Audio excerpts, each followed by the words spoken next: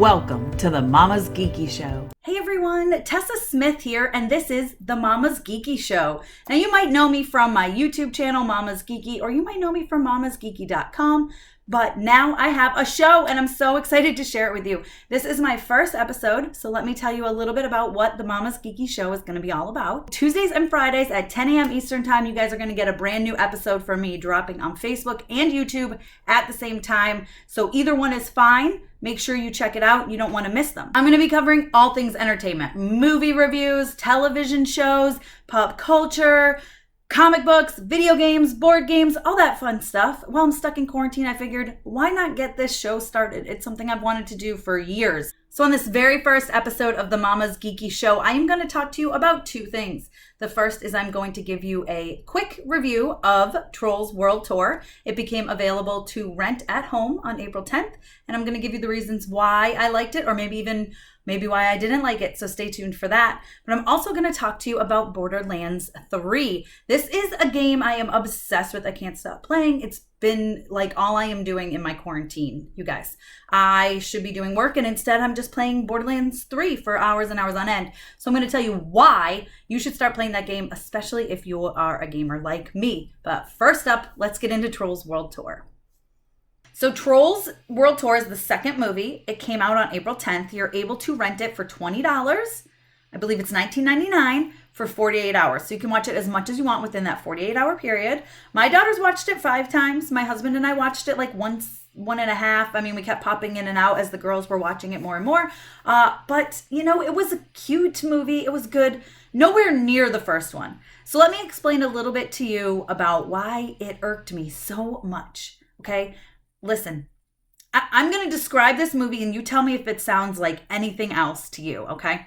So there's Queen Barb, okay? She thinks she's doing something for a good reason. But it's a really, devious thing that she's doing. She's trying to collect 6 strings, each of which represent a different genre of music. They are all different colors. And when you put them in a certain device all together, like a gauntlet, let's say, but in this case, it's a guitar, and you play them all together, use them all together, they're going to have this immense power, an immense power that can literally change the world as the trolls know it. I mean, it sounds like a certain purple guy named Thanos to me, walking around trying to get some stones to put in a gauntlet to snap his fingers and change the world. And he thinks he's doing it for a good reason. Queen Barb thinks she's doing it for a good reason. You guys, they ripped off Marvel. That being said, it's a cute movie. There's some surprises.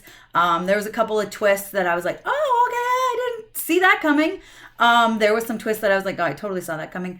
The music is not nearly as good as the first one. I love the first Trolls. We saw it in the theaters and we ended up seeing it twice in the theaters. Then we bought it as soon as it was able to come home and we watched it time and time and time again. The soundtrack for this one it fell flat, especially compared to the first Trolls, to the point where as soon as this one ended, I went, ooh, I want to put on the soundtrack for the first Trolls. So that's not really great when your movie ends and I'm like, I need to listen to something that's a little bit better. If you stay through the credits, there's a fun little scene, I should say it's like a mid-credit scene, but there's a fun scene, ripped off from Marvel again. But it was actually really good scene and it made me excited. And I don't want to give anything away because it's fun if you don't know what's coming.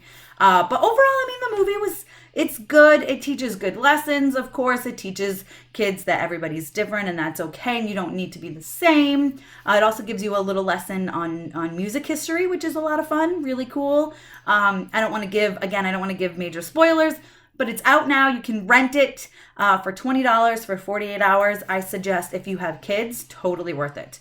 Especially if they loved the first Trolls, they're sure to love this one. So worth the $20.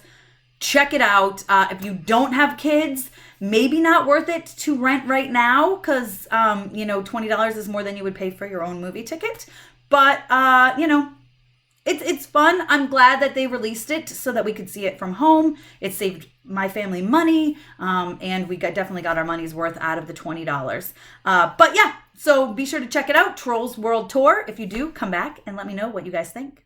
All right, and next is my absolute quarantine obsession, you guys. So I About the first week of quarantine, I finished off Red Dead Chapter 2. You guys have been begging me to finish that off, Red Dead 2. I finished it. I loved it. Absolutely loved it. I only had maybe 10 more hours of playtime on it. So I finished that. And then I was like, what else do I have that I haven't opened yet? And Borderlands 3. Borderlands 3, you guys, I've played the first two. And it's so much fun. You're in a post-apocalyptic world. You run around and shoot people. It's bloody. You can shoot them in the head and get headshots. You can earn achievements for doing all sorts of fun stuff. You pick up really cool guns. You level up. If you're a siren, which I love to play the siren, you have these crazy awesome powers. It's a lot of fun. It's a really fun game. The plot is like, okay. I mean, it gives you lots of side missions, which is good because I'm a completionist and I'm someone who loves side missions.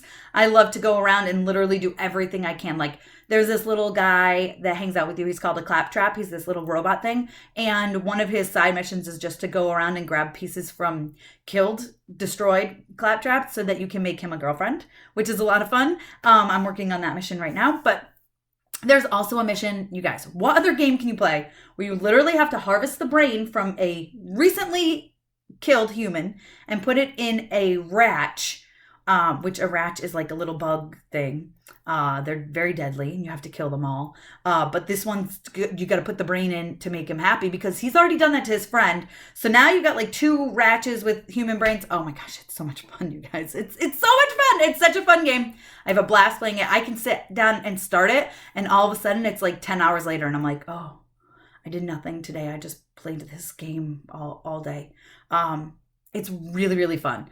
Again, it's a little gory. You definitely work towards getting headshots and fun stuff like that. Of course, you have bandits after you all the time. So, you know, it's not for kids. There's also some sexual content in some spots. Like at one point, you're literally killing people. You're all competing to hook up with someone. Exactly. But it's fun. It's a fun game. I really enjoy it. I'm probably, I don't know, about 30 hours into it, and I can't wait to play more. I enjoyed it. And do you have to play Borderlands 1 and 2 in order to play this? No, you don't. It helps. There's Easter eggs throughout the whole game for those who have played the first two, which I have played the first two. The other thing I really, really like about it is that it's couch co-op. So you can sit down, like my husband and I can sit down and play together. So I'm playing on my mission, like on my main game, and he can pop in whenever he wants with a character and come help me during missions and leave when he feels like he doesn't want to play anymore. So that's a lot of fun. Couch co-op games are so hard to come by, and it's good ones especially, and so it's something I really, really like about Borderlands 3. So, and the other ones are like that too. So if you're looking for games to play during this quarantine when you're stuck at home with nothing to do, I highly recommend Borderlands. It's a shooter and it's a lot of fun. It's got a fun like plot too. It's a fun story. It's fun. You're basically trying to loot and kill these like monsters and loot all these vaults. It's a good time, I promise you.